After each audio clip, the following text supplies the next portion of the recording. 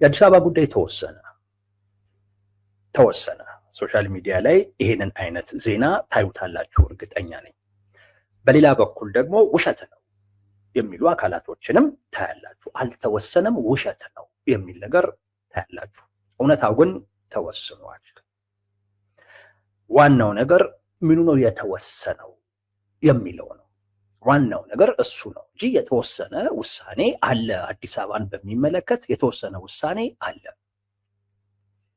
ትንሽ ወደኋላ ልመልሳችሁ። የአዲስ አበባ ጉዳይ አጀንዳ ሆኖ ሲቀርብ መጀመሪያ 10 የሆኑ ንዑስ ቡድን የሚባሉ አሉ። እነሱ ተነጋገሩበት። ያኔ ከዛ ጋር ተያይዞ መነጋገሪያ የነበረው ጉዳይ አዲስ አበባ የፌዴራል መቀመጫ ትሁን ወይንስ የኦሮሚያ ክልል መቀመጫ ትሁን፣ ወይንም አዲስ አበባን ፌዴራል መንግስት በብቸኝነት ያስተዳድራት ወይንስ የኦሮሚያ ክልል ያስተዳድራት የሚል መከራከሪያ ነበር። ሌሎች አማራጮች ቀርበው ነበር። እነሱ በእነዚህ ሁለት አማራጮች ተዋጉ። ለምን?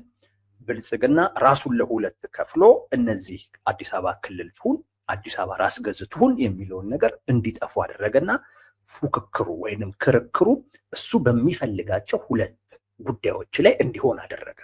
የፌዴራል መንግስት ትሁን በኦሮሚያ ክልል ስር ትሁን። የብልጽግና አቋም እነዚህን ሁለቱን መሰረት ያደረገ ነው፣ የብልጽግና አቋም። ስለዚህ ክልል ይሁን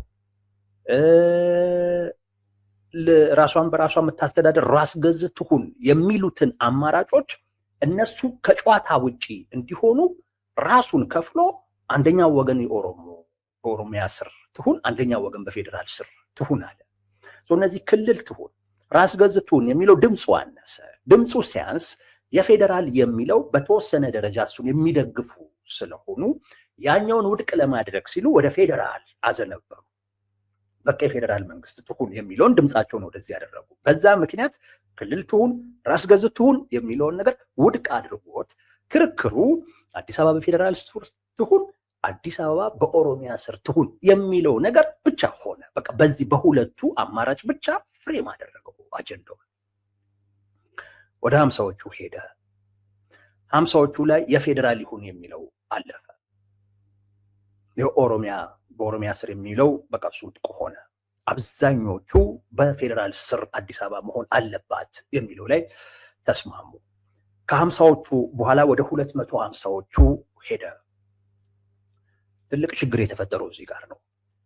250ዎቹ ጋር ሲሄድ የ250ዎቹ 250 ተመካካሪዎች ያሉበት ቡድን ዋነኛ ስራው ከነዛ ውስጥ 30 ሰዎች ይመረጡና እነዛ 30 ሰዎች ቃለ ጉባኤ አዘጋጅተው ማለት የውሳኔ ሐሳብ ማለት ነው። አጀንዳውን በሚመለከት የውሳኔ ሐሳብ የሚያቀርብ ቃለ ጉባኤ ይዘው ተፈራርመው ለ500 ቡድን የስራ ቡድን ይባላል። ለ500 ቡድን ማስተላለፍ ነው። ይሄ 500 ቡድን ደግሞ የቀረቡትን የውሳኔ ሐሳቦች ያይና በዛ ላይ ድምፅ ሰጥቶ ይወስናል። እሱ የወሰነውን ጉዳይ ደግሞ 4000ዎች ደግሞ የሚባሉ አሉ፣ ጉባኤው ማለት ነው። 4000ዎቹ ደግሞ ያጸድቃሉ። ይሄ ነው ሂደቱ ማለት ነው። እዚህ 250 ላይ ብዙዎቹ የፌዴራል ትሁን በሚለው ሲስማሙ ከላይ በመጣ ትዕዛዝ በሚል አንድ ዱብዳ ነገር ተፈጠረ። በቃ ጭቅጭቁ እሱ ነበር። ያም ምንድነው? አዲስ አበባ የፌዴራል መቀመጫ እንደዚሁም የኦሮሚያ ዋና ከተማ ትሁን የሚለው አማራጭ ቃለ ጉባኤ ላይ ይስፈር የሚል ትዕዛዝ ከበላይ መጣ። ከበላይ መጣ። ይሄ ነገር ያልተነጋገርንበት ጉዳይ ነው። እስካሁን ድረስ ስንመጣ በ10 ቡድን ውስጥም እያለን በ50 ቡድን ውስጥ እያለን ይሄ ነገር አልነበረም። አሁን ላይ እንዴት ይሄ ነገር ደግሞ ቃል ጉባኤ ውስጥ ይገባል በሚል አንዳንድ ሰዎች በፍጹም አንቀበልም አሉ። በዚህ ጊዜ ነው እንግዲህ ለማግባባት ለምናምን ሙከራ የተደረገው ማለት ነው። ሰሞኑን ስትሰሟቸው የነበሩ ነገሮች ከዚህ ጋር የተያያዙ ናቸው። ወደ ማስፈራራት ተኬደ፣ ወደ መደለል ተኬደ። ከዚህ ቀደም እንደነገርኳችሁ ከምክክሩ ባሻገር የተወሰኑ ሰዎችን ወስደው ድርድር ሁሉ ተቀመጡ። በአዲስ አበባ ጉዳይ ላይ ካገዛችሁ እናንተ ያለባችሁን ከማንነት ጋር የተያያዘ ጥያቄ እንፈታላችኋለን፣ ከአስተዳደር ጋር የተያያዘ ጥያቄ ካለ እንፈታላችኋለን፣ ሌላ በእኛ አቅም ወይም በፌዴራልም አቅም ቢሆን ሊፈታ የሚችል ነገር ካለ በዛ ረገድ እናግዛችኋለን። በአዲስ አበባ ጉዳይ ላይ ግን አግዙን። አዲስ አበባ የፌዴራል መቀመጫ እንደዚሁም የኦሮሚያ ዋና ከተማ ትሁን የሚለው ነገር ቃለ ጉባኤው ውስጥ ይግባ፣ በዚህ አግዙን ተባለ። እነ አብን እናት ፓርቲ ምናምን ሁሉ መግለጫ ያወጡት በዚህ ጭቅጭቅ ምክንያት እንዳልኳችሁ አንዳንዶችም ወደ መለዘብ ሁሉ መጡ። የቀረበላቸው ነገር አለ፣ አንዳንዱ ደግሞ ፈራ። እንደዛ ነገር ነበረ እስካሁን ድረስ። ትላንትና ላይ ጠርተዋቸው በዛ ምክንያት የአዲስ አበባ ጉዳይ ከሁሉም አጀንዳዎች ዘግይቶ ነበር። ሁሉም ጨርሰው እንዳልኳችሁ 250 ሆነው በ8ቱ አጀንዳዎች ላይ ተነጋግረው 30ዎቹ ሰዎች ቃለ ጉባኤውን አዘጋጅተው ተፈራርመው ለ500ዎቹ አስተላልፈዋል። ሌሎቹ ማለት ነው በሌሎች አጀንዳዎች ላይ በማህበራዊ እንደዚህ በተለያዩ አጀንዳዎች ላይ። ይሄ የፌዴራል ከተሞች የሚባለው የአዲስ አበባንና የድሬዳዋን ግን የያዘው ጉዳይ ግን በዚህ ምክንያት ዘገየ። ትላንት ጠሯቸውና ፈርሙ አሏቸው ባዶ ወረቀት ላይ። አንዳንድ ጥቂት ሰዎች አበልም መስሏቸው ምናምን እንደዚህ የፈረሙ ሰዎች አሉ። አንዳንዶቹ ገብቷቸው ምናምን እንደዚህ የፈረሙ አሉ። አንዳንዶቹ ግን ጠየቁ፣ ምንድነው የምንፈርመው ይሄ ነገር ብለው ጠየቁ። ለካ ምን ሊያደርጉ ነው? ቃለ ጉባኤውን አዘጋጅተውታል። በባዶ ወረቀት አስፈርመዋቸው ከቃለ ጉባኤው ጋር አያይዘው ለ500 ቡድኑ ሊያሳልፉ እንደዛ ነበር የሆነው። በርከት ያሉ ሰዎች ቁጥራቸው ምን ያህል እንደሆነ አናቅም፣ በፍጹም አንፈርምም፣ ይሄ ጉዳይን አንፈርምም ብለው ሳይፈርሙ ቀሩ። ዛሬ ላይ የፌዴራል ከተሞችን በሚመለከት ጉዳይ ተወሰነ ተባለ። ማለት እንደተስማሙ ተደርጎ ለ500ዎቹ ተላከ። እንግዲህ እዛ ጋር ነበረ የቆመው እንዳልኳችሁ 250ዎቹ ላይ ፊርማ አንፈርምም፣ በቃ ይሄ አዲስ አበባ የፌዴራል መቀመጫ ነች የሚለው ብቻ ነው ቃለ ጉባኤው ላይ መሆን ያለበት። ይሄ አዲስ አበባ የፌዴራል መቀመጫም እንደዚሁም ደግሞ የኦሮሚያ ዋና ከተማ ትሁን የሚባለው ያልተነሳ አዲስ አጀንዳ ነው፣ እየጫናችሁብን ነው፣ ከበላይ የመጣ ነው ብላችሁ ነው እያስገባችሁ ያላችሁት፣ ስለዚህ አንቀበልም የሚል ክርክር ላይ ነበር። አሁን ሁለቱንም አካቶ ቃለ ጉባኤው አለፈ ተባለ። ለ500ዎቹ ሁለት የውሳኔ ሀሳብ ቀርቦ፣ አንደኛው አዲስ አበባ የፌዴራል መቀመጫ ትሁን የሚለው ብዙዎቹ የተስማሙበት ጉዳይ ማለት ነው። በ10ሩም በ50ዎቹም በ250 ቡድኖቹም ውስጥ የተስማሙበት ጉዳይ። ሁለተኛው ከላይ የመጣው እንግዲህ የላይኛው ሰው ማን እንደሆነ ይገባችኋል። ከላይ የመጣው ትዕዛዝ አዲስ አበባ የፌዴራል መቀመጫ እንደዚሁም የኦሮሚያ ዋና ከተማ ትሁን የሚለው አማራጭ እነዚህ ሁለቱ ቃለ ጉባኤው ላይ ሰፍረው ለ500ዎቹ ተላከ። ምን ሆነ ማለት ነው? የአዲስ አበባ ጉዳይ ተወሰነ ማለት ነው። በምን እስካሁን ድረስ አልተወሰነም ነበር። አዲስ አበባ የኦሮሚያ ዋና ከተማ ትሁንም የሚለው ጉዳይ ይግባ አይግባ በሚለው ጉዳይ ላይ አልተወሰነም ነበር። አሁን ግን እነዛ አንፈርምም ያሉ ሰዎች ፈርመው ይሁን አይታወቅም። ደግሞ ህግ ደግሞ አለው። አንድ ውሳኔ ሲወሰን ለምሳሌ በድምጽ ብልጫ ነው የሚወሰነው። ማለት ቡድኑ በቃ ተነጋግሮበት ይሄ ይለፍ፣ ይሄ የውሳኔ ሀሳብ ይቅረብ፣ ይሄ የውሳኔ ሀሳብ አይቅረብ ሲል በድምጽ ብልጫ ነው የሚሆነው እና 70% ማግኘት አለበት የሚል ነገር አለ እና 70% የሚሆነውም የቡድን አባል መገኘት አለበት። ምልአተ ቡድኑ ወይም ምልአተ ጉባኤው በሉት ኮረሙ ሞላ የሚባለው የቡድኑ 75% ሲገኝ ያ የቡድኑ 70% ውሳኔ ማሳለፍ ይችላል። ውሳኔውም ውሳኔ ሆኖ የሚያልፈው 70% ሲሆን ነው። አሁን ይሄ እንዴት እንዳለፈ አይታወቅም። 70% ከ250ዎቹ 70% ፈርመውበት ልክ ነው ብለው ይሁን አይሁን የሚታወቅ ነገር የለም። ነገር ግን አዲስ አበባ የኦሮሚያም ዋና ከተማ ጭምር መሆን አለባት የሚለው የውሳኔ ሐሳብ እንዲያልፍ ተደረገ፣ ተወሰነ ማለት ነው። ወዴት? ወደ 500ዎቹ 500ዎቹ ጋር እንግዲህ የትኛው ይሁን የሚለው ነገር እዛ ነው የሚወሰነው። የመጨረሻው ውሳኔ እዛ ነው። ከዛ በኋላ ለጉባኤው ይቀርባል። ጉባኤው ምን እንደሚያጸድቅ ደግሞ ይታያል ማለት ነው።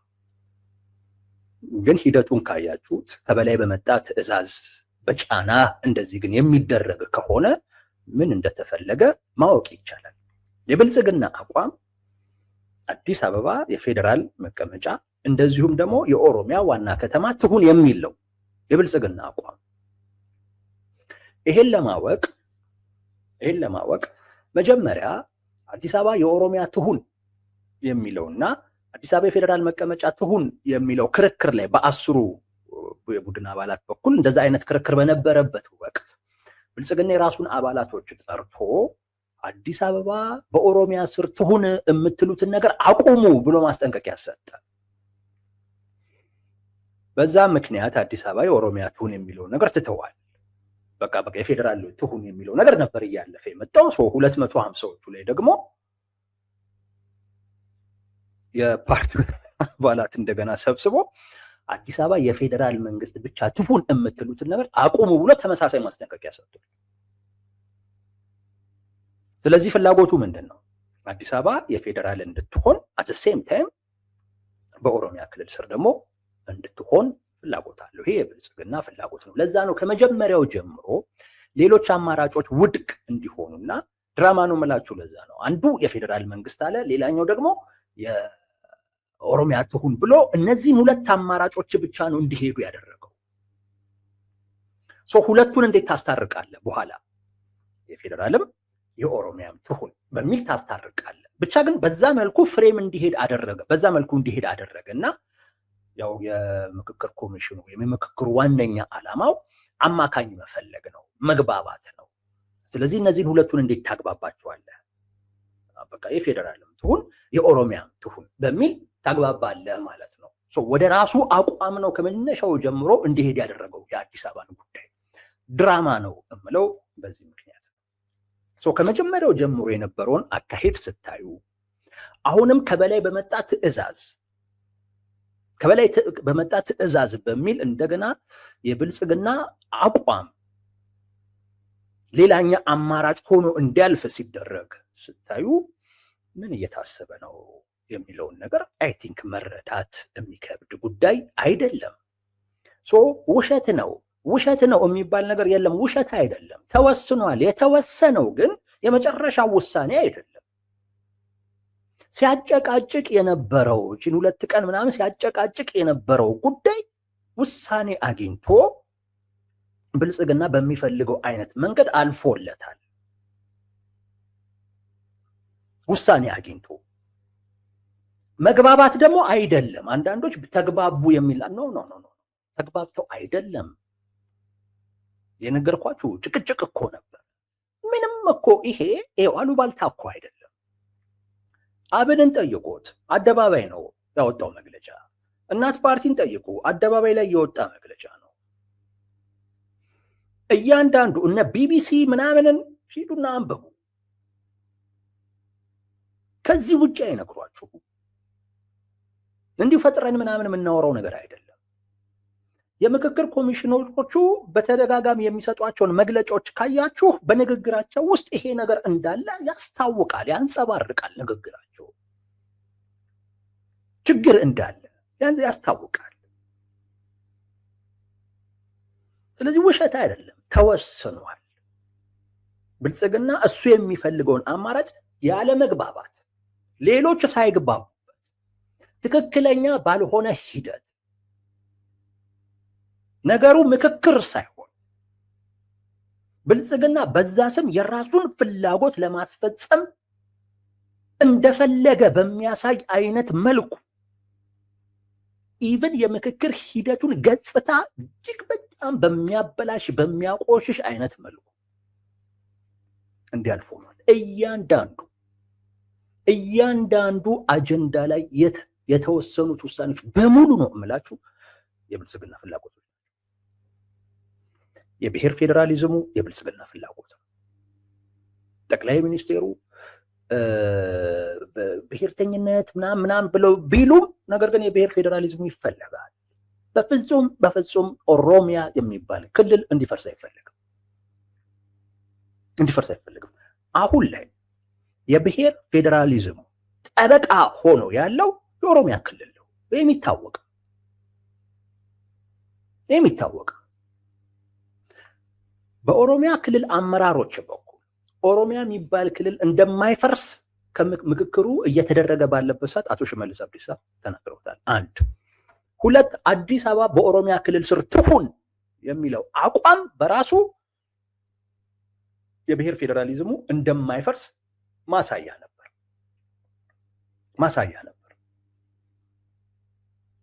እያንዳንዱን አጀንዳ ብታዩ ብልጽግና የፈለገው ነው የሆነው። የአዲስ አበባ ጉዳይ አዲስ አበባ የፌዴራል መንግስት እንደዚሁም የኦሮሚያ ዋና ከተማ ትሆናለች የሚል እኛ ለእርግጠኝነት የቀረበ ግምት አለ። አንዱን ነግሬያችኋለሁ። የአዲስ አበባ አጀንዳ እየሄደበት ያለውን ሂደት ከመነሻው ጀምሬ ነግሬያችኋለሁ።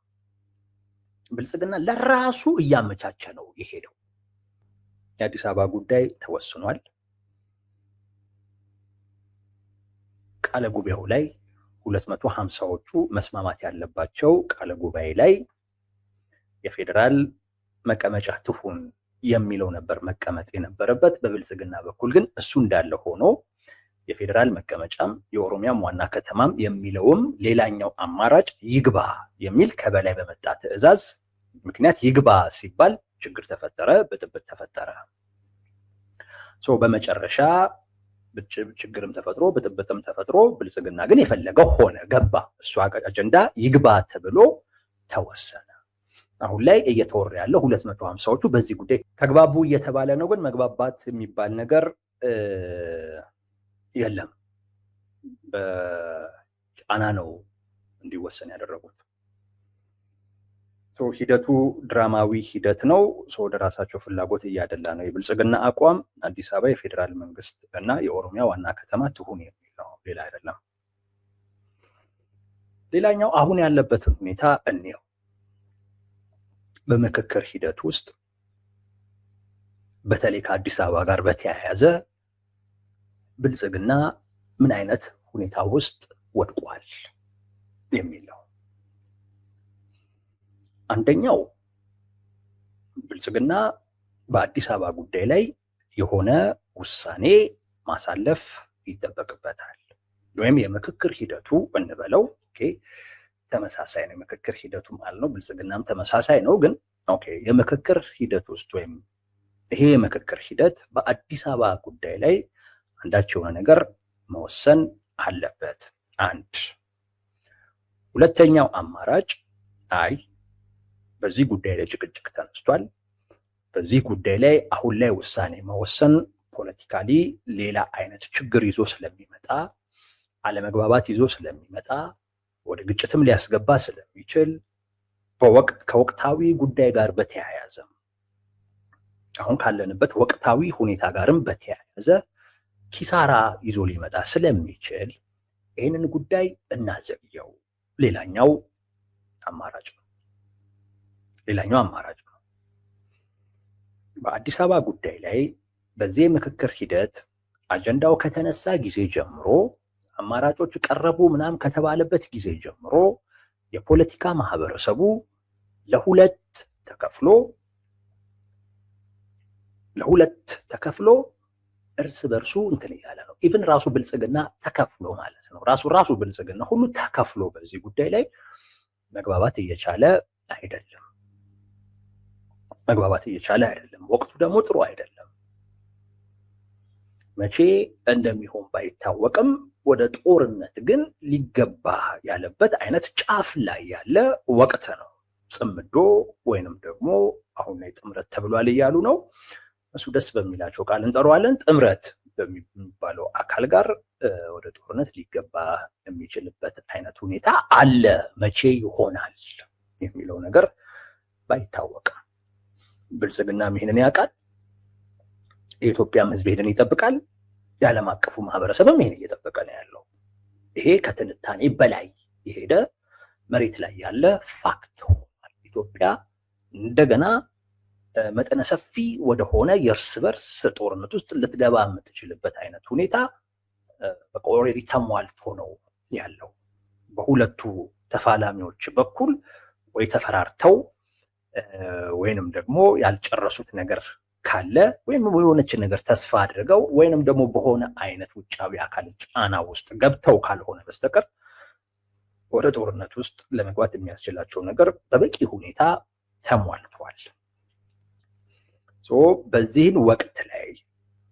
በዚህን ወቅት ላይ የአዲስ አበባ ጉዳይ መነሳት ምንም ጥያቄ በሌለው አይነት ሁኔታ በመንግስት ደጋፊዎች ወይም በብልጽግና ደጋፊዎች እና በሌሎችም የፖለቲካ ማህበረሰብ ከብልጽግና ውጪ ባሉ አካላቶች መካከል ክፍፍል መፍጠሩ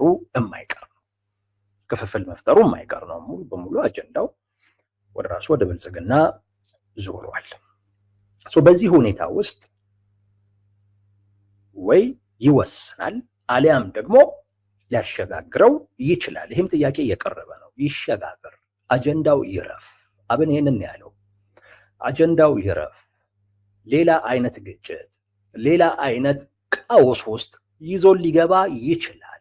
ስለዚህ ከዚህ በላይ አናስኪደው። የአዲስ አበባን ጉዳይ ምክክር ሂደት ውስጥ በሚደረግ ድምፅ ባንወስነው የተሻለ ነው። በቃ አጀንዳው ለጊዜው ይረፍ። ያ ማለት ሌላ አይነት አማራጭ እንፈልግ ወይንም ጊዜ እንስጠው እንደማለት ነው።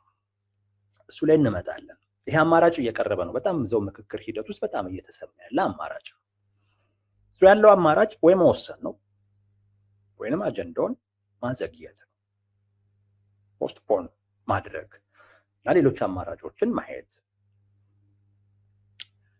መወሰን የሚለውን እንየው።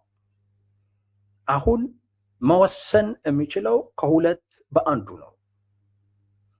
ወይ የፌዴራል መንግስት መቀመጫ ትሆናለች አዲስ አበባ፣ ወይንም ደግሞ አዲስ አበባ የፌዴራል መንግስት እንደዚሁም የኦሮሚያ ክልል መቀመጫ ትሆናለች። ሁለቱ የውሳኔ ሀሳብ ናቸው የቀረቡት። አዲስ አበባ የፌዴራል መንግስት መቀመጫ ትሁን ማለት ምንም ጥያቄ በሌለው አይነት ሁኔታ የኦሮሞ አክራሪ ብሔርተኛውን ኃይል ያስቆጣል። እነ ሽመልስ አብዲሳም ሲያነሱት የነበረው ጉዳይ ይሄንን ነው። አዲስ አበባ በኦሮሚያ ውስጥ ካልሆነች፣ በኦሮሚያ ክልል አስተዳደር ስር ካልሆነች ተቃውሞ ይነሳብናል የሚል ነበር አንዱ መደለያው ማለት ነው። ይሄ ግምት ስህተት አይደለም። ነገር ግን ተቃውሞ ስለሚነሳብኝ አዲስ አበባን በእኔ ስር አድርጉልኝ ግን ማለት ሌላ ችግር ነው። አመራር ሆነ ለዚያውም የኢትዮጵያ ችግር በምክክር በውይይት ይፈታል ብለህ 4 ዓመት ምናምን የፈጀ ምናምን አይነት ነገር እንደዚህ አይነት መድረክ አዘጋጀው እያልክ እያወራህ ያለ አካል ግን ተቃውሞ ስለሚነሳብኝ አዲስ አበባን በእኔ ስራ አድርጉልኝ አትልም። ምንም አይነት ኤክስኪውዝ የለም። የምታደርገው ምንድን ነው? በዚህ ምክንያት ይሄ የምክክር ሂደት በሚያመጣው ውሳኔ ምክንያት አልቀበልም ብሎ ሌላ ችግር ውስጥ ሊገባ የሚችል አካል ካለ እሱ ላይ ስርዓት ታስይዛለህ እንጂ እኔ ተቃውሞ ሊነሳብኝ ስለሆነ ምናምን የሚባል ነገር የለም። ተቃውሞ ግን መነሳቱ አይቀርም። ስለዚህ ምን ታደርጋለህ? ራስን ታዘጋጃለህ። ማዘጋጀት የራስህ ፋንታ ነው። ሳትዘጋጅ ከርመ ተቃውሞ ስለሚነሳብኝ በቃ አዲስ አበባን በእኔ ስር ብቻ አድርጉልኝ ግን በጣም ነው የሚገርመው። ከአንድ አመራር ለዚሁም ደግሞ የምክክር አጀንዳው ባለቤት ከሆነ አካል ሲሰማ በጣም የሚገርም ነው። ተቃውሞ ይነሳል። አዲስ አበባ የፌዴራል መቀመጫ ትሁን ቢባል ጽንፈኞቹ በኦሮሚያ ውስጥ ያሉት ትልቅ መሳሪያ ነው የሚያገኙት። ትልቅ መሳሪያ እንዳገኙ አድርገው ነው የሚያስቡት። ከሆዲውም እየዛቱ ነው ያሉት። ትሰማላችሁ። ስም ብዙ መጥራት አልወድም፣ ነከሌ ማለት አልፈልግም። ግን በቃ አሁን ላይ አክራሪ የሚባሉት ወይም ጽንፈኛ የሚባሉት የኦሮሞ ብሔርተኛ ፖለቲከኞች ወጥተው የሚናገሩትን ከሰማችሁ አዲስ አበባ የኦሮሚያ መሆን አለባት የሚል አቋም ነው ያላቸው። በዚህ አቋም ከብልጽግና ጋር ብዙ ልዩነት የላቸውም። አዲስ አበባ የፌዴራል መንግስት ብትሆን እነዚህ አዲስ አበባ የኦሮሚያ መሆን አለባት ብለው በውጪም ወይንም ከመንግስት መዋቅር ውጪ የሚንቀሳቀሱ ፖለቲከኞች ብቻ ሳይሆኑ በኦሮሚያ ክልል ውስጥ በአመራርነት ደረጃ ሁሉ ያሉ አካላቶች ማመጻቸው የማይቀር ነው። የሆነ አይነት ተቃውሞ ለማስነሳት መሞከራቸው የማይቀር ነው። ወዲያው ይሁን ጊዜ ይወስዱ ይሁን የሚታወቅ ነገር ባይኖርም ያን ማድረጋቸው የማይቀር ነው።